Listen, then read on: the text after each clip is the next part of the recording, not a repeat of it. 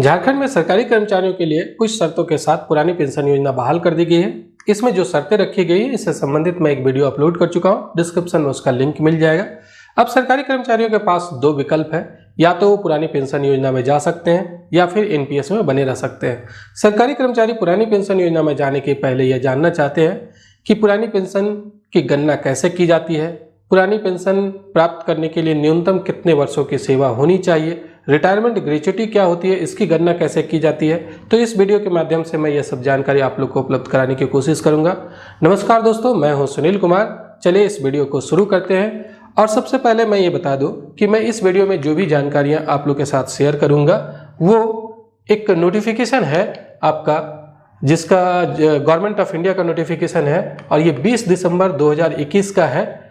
यहाँ पर 1972 CCS pension rule में से कुछ अमेंडमेंट लाया गया और एक बनाया गया सीसीएस पेंशन रूल 2021, उसी को मैं यहाँ पर लिया हूँ। देखिए, central civil service pension rule 2021 है। इसका लिंक मैं डिस्क्रिप्शन में दे दूंगा, आप लोग चाहें तो डाउनलोड कर सकते हैं।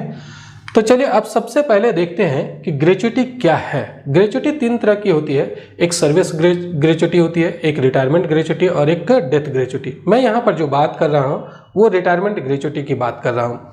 तो सबसे पहले हम लोग ये जानते हैं कि ग्रेच्युटी क्या है। ग्रेच्युटी मुख्य रूप से एक बोनस राशि है जो नियोक्ता द्वारा अपने कर्मचारी को सेवानिवृत्ति के समय लॉयल्टी अवार्ड के रूप में दिया जाता है। सरकारी कर्मचारी एक लंबे समय तक सरकारी सेवा में रहते हैं, तो सरकार के द्वारा, नियोक्ता के द्वारा रिटायरमेंट के समय सरकारी कर्मचारी को एक मुश्त एक राशि दी जाती है, एक तरीके से इनाम के रूप में, एक तरीके से उपहार के रूप में, वही ग्रेच्युटी होती है। अब दूसरे सवाल ये है कि रिटायरमेंट ग्रेच्युटी के लिए कितने वर्षों की न्यूनतम सेवा अनिवार्य है। तो सीसीएस पेंशन रूल 2021 के अनुसार यहाँ पर लिखा हुआ है इसमें कि एक सरकारी कर्मचारी जिसने अपनी 5 साल की क्वालिफाइंग सर्विस आरक्षित सेवा पूरी कर ली है उसे रिटायरमेंट ग्रेच्युटी दी जाएगी। अब सवाल ये है कि किन्हीं सरकारी कर्मचारी की सेवा 4 साल 11 महीने है, 1 महीने कम है 5 साल से, तो क्या उनको रिटायरमेंट ग्रेच्युटी मिलेगी? इसके लिए भी नियम है। इसका नियम कहता है कि यदि कोई कर्मचारी 4 वर्ष और 9 मास या अधिक किंतु 5 वर्ष से कम की आरक्षित सेवा दी है तो उसकी सेवा 5 वर्ष की होगी और वह रिटायरमेंट ग्रेच्युटी के लिए पात्र होगा। अगर किसी सरकारी कर्मचारी की सेवा मान लेते हैं 4 साल 9 महीने हैं या 4 साल 10 महीने हैं या 4 साल 11 महीने हैं, तो भी उनकी सेवा 5 वर्ष ही मानी जाएगी और वो रिटायरमेंट ग्रेच्युटी के पात्र होंगे, रिटायरमेंट ग्रेच्युटी के हकदार होंगे। लेकिन अगर किन्हीं की सेवा 4 वर्ष 8 महीने है तो वो रिटायरमेंट ग्रेच्युटी के हकदार नहीं होंगे। अब आगे बढ़ते हैं, नेक्स्ट देखते हैं कि रिटायरमेंट ग्रेच्युटी का कैलकुलेशन कैसे किया जाता है। इसके लिए एक फॉर्मूला है, इस फॉर्मूला को देखिए। रिटायरमेंट ग्रेच्युटी इक्वल टू होता है 1/4 गुने इमॉल्वमेंट्स गुने यहाँ पर number of half years of qualifying service. अब सवाल ये उठता है कि ये इमॉल्वमेंट्स क्या है और number of half years of qualifying service क्या है। चलिए मैं सबसे पहले बताता हूँ इमॉल्वमेंट्स के बारे में कि इमॉल्वमेंट्स क्या होता है। इमॉल्वमेंट्स होता है बेसिक पे प्लस डीए। जब सरकारी कर्मचारी रिटायर करते हैं तो जिस मंथ वो रिटायर कर रहे हैं उस मंथ में उनका जो बेसिक पे है और उस समय का जो डीए है, दोनों का योगफल करने के बाद जो राशि बनेगी वही इमॉल्वमेंट्स होगा। अब दूसरा यहाँ पर number of half years of qualifying service, इसको समझाने के लिए मैं एक एग्जांपल ले रहा हूँ। इस एग्जांपल को समझिए। मैं मान लेता हूँ कि एक सरकारी कर्मचारी जब रिटायर कर रहे हैं उस समय उनकी सेवा जो है वो 30 वर्ष 4 महीने 15 दिनों की हुई है। ये इतने दिनों की सर्विस करने के बाद वो रिटायर हो रहे हैं। अब यहाँ पर number of half years of qualifying service कैसे काउंट किया जाएगा? ये 6-6 महीने का पीरियड बनाया जाता है। जितने दिनों की सेवा है 6-6 महीने का पीरियड बना करके कितने पीरियड बनेंगे वही number of half years of qualifying service हो जाएगा। तो सबसे पहले तो हम लोग 30 साल का पीरियड बनाते हैं।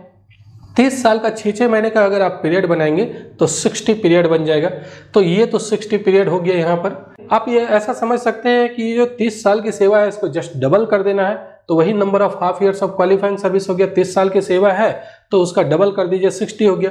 अब यहाँ पर कुछ बच रहा है मंथ में, तो इस मंथ का कैलकुलेशन कैसे किया जाता है? इस मंथ का हाफ पीरियड का कैलकुलेशन जो करना है उसके लिए अगर 3 महीने या उससे अधिक है और 6 महीने से कम है तो वो एक पीरियड बन जाता है।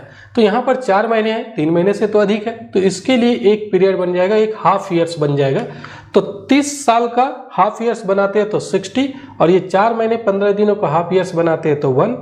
और ये एक हाफ ईयर जो बनाए हैं इसके लिए नियम ये है कि 3 महीने और उससे अधिक होने पर एक हाफ पीरियड की गणना की जाएगी, लेकिन 3 महीने से कम अगर रहता है तो हाफ पीरियड की गणना 0 हो जाएगी। यानी 30 सालों का 60 पीरियड तो बनेगा ही, लेकिन अगर यहाँ पर 4 महीने की जगह 2 महीने 15 दिन होता तब ये जो एक पीरियड लिखे वो एक पीरियड नहीं होता। यहाँ पर कम से कम 3 महीने या 3 महीने से अधिक होना चाहिए तो उसका एक पीरियड बनेगा 6 महीने तक, और ये टोटल हो जाएगा 60 + 1 यानी कि 61 हाफ ईयर्स का पीरियड बन गया वो।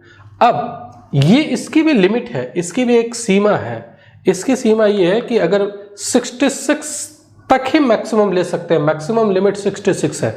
अगर 66 से ज़्यादा होता है, मान लीजिए किन्हीं का हाफ ईयर्स जो है वो 70 हो जाता है, तो लेना है यहाँ पर 66 ही हाफ ईयर्स लेना है। अब चलिए आगे देखते हैं। ये मान लेते हैं कि किसी सरकारी कर्मचारी जब रिटायर कर रहे हैं तो उस समय रिटायरमेंट के मंथ में बेसिक पे 81,200 है, और उस समय का डीए जो आज का डीए मैं उसी डीए को ले रहा हूं, तो डीए का रेट 38% है। इस 38% का अगर कैलकुलेशन करते हैं 81,200 का, तो ये 30,856 आता है। ये जो दोनों का योगफल होगा वही इमॉल्वमेंट्स बन जाएगा। तो इमॉल्वमेंट्स हो गया ये दोनों का योगफल 1,12,056 रुपया। ये जिस वक्त जिस महीने रिटायर कर रहे हैं सरकारी कर्मचारी, मैं उस समय का बेसिक पे और उस समय की डीए की गणना किया हूं। तो यहाँ पर हम लोग दोनों चीज़ों की गणना कर दिए, इमॉल्वमेंट्स क्या है वो भी, और दूसरी चीज़ की नंबर ऑफ हाफ ईयर्स क्या है वो भी, उसकी भी मैं गणना कर लिया हूँ। अब फॉर्मूला में हम लोग इसको पुट कर देंगे। तो फॉर्मूला क्या है? रिटायरमेंट ग्रेच्युटी का फॉर्मूला है निकालने का 1/4 गुने इमॉल्वमेंट्स गुने यहाँ पर number of half years of qualifying service. तो इमॉल्वमेंट्स हो गया 1,12,056, तो 1/4 रहने दीजिए, और इमॉल्वमेंट्स के जगह 1,12,056 रुपया यहाँ पर रख दिए, और number of half years of qualifying service जो है वो 61 हुआ। ये सभी का गुना करने के बाद आता है 17,08,854 रुपये। तो ये रिटायरमेंट ग्रेच्युटी के रूप में सरकारी कर्मचारी को जिस समय वो सेवानिवृत्त होंगे उस समय सरकार के द्वारा मिलेगी। एक तरीके से आप कह लीजिए कि एक इनाम के रूप में, जो लंबे समय तक 30 साल तक सरकारी सेवा में रहे हैं, तो उसके लिए सरकार एक इनाम के रूप में ये राशि सरकारी कर्मचारी को एक मुश्त रिटायरमेंट के समय दे रही है। अब आगे यहाँ पर हम लोग देखते हैं कि रिटायरमेंट ग्रेच्युटी राशि की अधिकतम और न्यूनतम सीमा क्या है। अभी तो हम लोग देखें कि 17 लाख के आसपास कुछ रिटायरमेंट ग्रेच्युटी आ रही थी।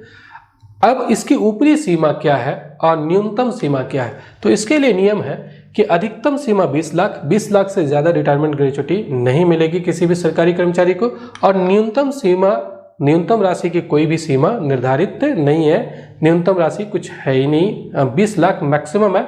न्यूनतम जितना भी आता है वो आपको रिटायरमेंट ग्रेच्युटी मिलेगा। अब आगे पेंशन के लिए अहरक सेवा की न्यूनतम सीमा क्या है?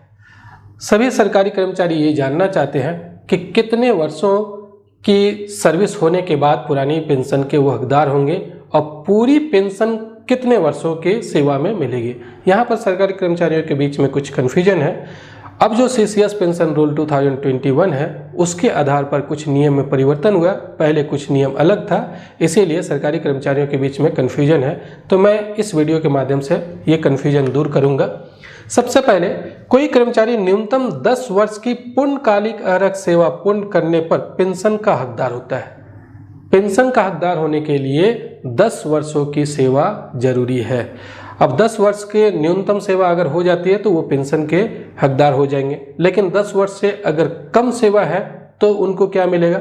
उनको पुरानी पेंशन तो नहीं मिलेगा, लेकिन एक सर्विस ग्रेच्युटी मिलेगा। रिटायरमेंट ग्रेच्युटी के अलावा सर्विस ग्रेच्युटी भी मिलेगा उनको। और सर्विस ग्रेच्युटी जो होगा, एक तरीके से आप ये कह सकते हैं मोटा मोटी तौर पर कि रिटायरमेंट ग्रेच्युटी का जस्ट डबल होगा। मैं यहाँ पर पेंशन की बात कर रहा हूँ।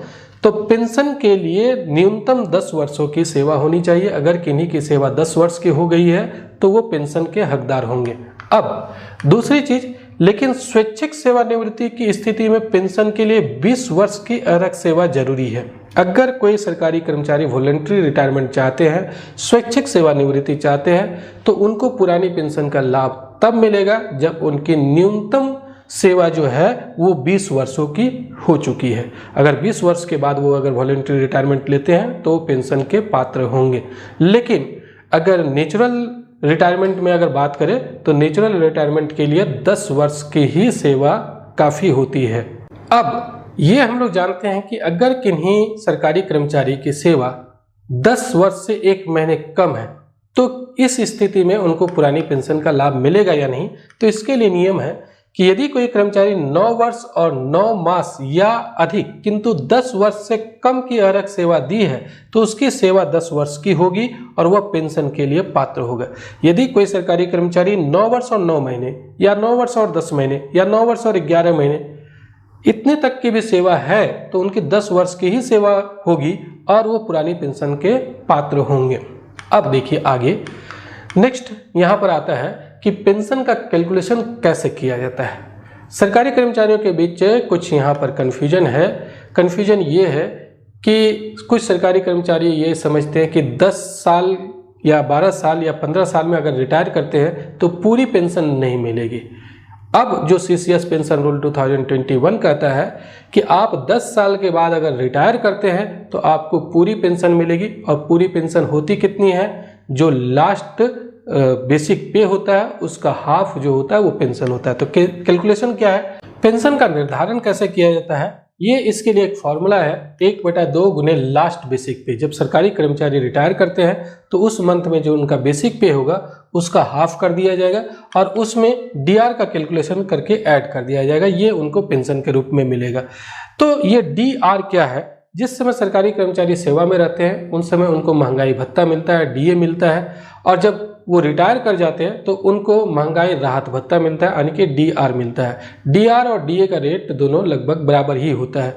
अब देखिए आगे एक एग्जाम्पल से मैं समझाऊंगा कि पेंशन का कैलकुलेशन कैसे किया जाता है। लेकिन उसके पहले अगर ये वीडियो आपको पसंद आ रहा है तो ज़रूर लाइक करेंगे और अपने साथियों के साथ, अपने कर्मचारियों के साथ, सरकारी कर्मचारियों के साथ इसको ज़रूर शेयर करेंगे। मेरा चैनल सब्सक्राइब नहीं किया तो सब्सक्राइब कर लीजिए और कमेंट करके अपना फीडबैक ज़रूर दीजिएगा। ये इसमें कोई भी डाउट रह गया तो आप कमेंट सेक्शन में ज़रूर लिखेंगे। अब आगे हम लोग एक एग्जाम्पल से समझते हैं कि कैसे पेंशन का कैलकुलेशन किया जाएगा। तो मैं एक एग्जाम्पल ले रहा हूँ, एक सरकारी कर्मचारी जब रिटायर कर रहे हैं तो उनका बेसिक पे मैं मान ले रहा हूँ कि 81,200 है। ये अलग अलग सरकारी कर्मचारियों का अलग अलग हो सकता है। अब पेंशन का कैलकुलेशन कैसे किया जाएगा, सबसे पहले तो ये जो बेसिक पे है उसका हाफ कर देना है, इसका आधा कर देना है। तो इसका आधा करने के बाद 40,600 आ रहा है। अब इसमें डीआर ऐड कर देना है, महंगाई राहत भत्ता ऐड कर देना है। तो महंगाई राहत भत्ता वही होगा जो डीए का रेट है, वही रेट अभी डीआर का भी है। तो 38% अभी डीए का रेट है, डीआर का भी रेट भी 38% ही होगा। तो 38% इसका अगर हम लोग कैलकुलेशन करते हैं तो 15,428 रुपये आता है। तो टोटल पेंशन इस सरकारी कर्मचारी का क्या बन जाएगा, टोटल पेंशन बन जाएगा 56,028 रुपये। तो ये इतना पुरानी पेंशन के रूप में उनको मिलेगा। अब यहाँ पर जरूर एक जो कन्फ्यूजन था कि मान लीजिए किन्हीं सरकारी कर्मचारी की सेवा 12 वर्ष की है तो क्या इतना पेंशन मिलेगा, बिल्कुल मिलेगा। अब जो नई सीसीएस पेंशन रूल 2021 आया है उसके अनुसार 10 वर्ष की सेवा में ही पूरी पेंशन बनती है। न्यूनतम 10 वर्ष की क्वालिफाइंग सर्विस होनी चाहिए तो पूरी पेंशन उनको मिलेगी। यानी कि ये पूरा पेंशन जो है वो उनको निश्चित रूप से 10 वर्ष की सेवा में ही मिलेगा। अगर वो नेचुरल रिटायरमेंट है तब, वॉलंटरी रिटायरमेंट की मैं बात नहीं कर रहा हूँ। जब मान लीजिए नेचुरल रिटायरमेंट मीन्स अगर किसी सेवा में 60 वर्ष की आयु में रिटायर होते जाते हैं सरकारी कर्मचारी और उनको 10 वर्ष की सेवा करने के बाद ही उनका 60 वर्ष पूरा हो गया है और वो रिटायर कर रहे हैं अपना एज पूरा करने के बाद, तो उनको पूरा ये 10 वर्ष की सेवा में ही ये पेंशन मिलेगा। तो चलिए ये वीडियो आपको कैसा लगा ज़रूर आप कमेंट सेक्शन में बताएंगे। और एक और चीज़ मैं बता देता हूँ कि पेंशन राशि की अधिकतम और न्यूनतम सीमा क्या है।